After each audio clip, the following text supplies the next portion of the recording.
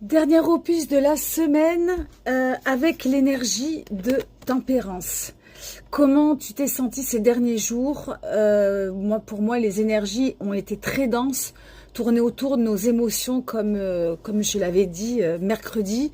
Voilà, entre up and down, entre hésitation, sécurité, ennui, enfin voilà, tout un tas de questions autour de nos émotions se sont posées.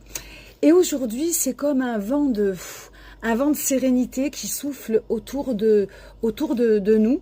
Et je trouve que c'est plutôt agréable. Donc l'énergie de tempérance, c'est quoi?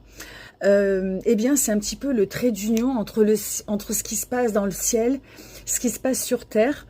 Et c'est nous, le trait d'union. C'est la manière dont on se sent dans notre monde, dans notre vie.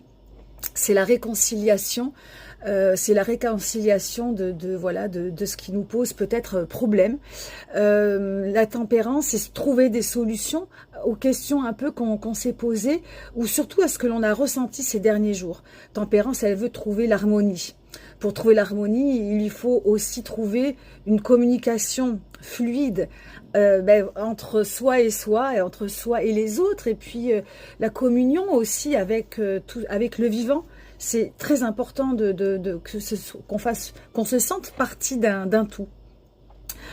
Tempérance, donc, ça va être là pendant ces jours à venir, le fait de ne pas aller au front, de trouver à arrondir les angles, à se modérer, tempérer, hein, tempérance, la tempérance, pardon, c'est tempérer, modérer, modération, donc évidemment de ne pas être dans les excès et prendre soin de soi. Prendre soin de soi, c'est la meilleure manière de pouvoir être en résonance avec soi, avec les autres, avec le vivant.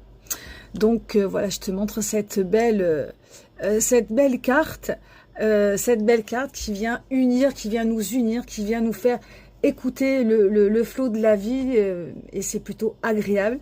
Donc je te souhaite sur ce une bonne tempérance. Voilà.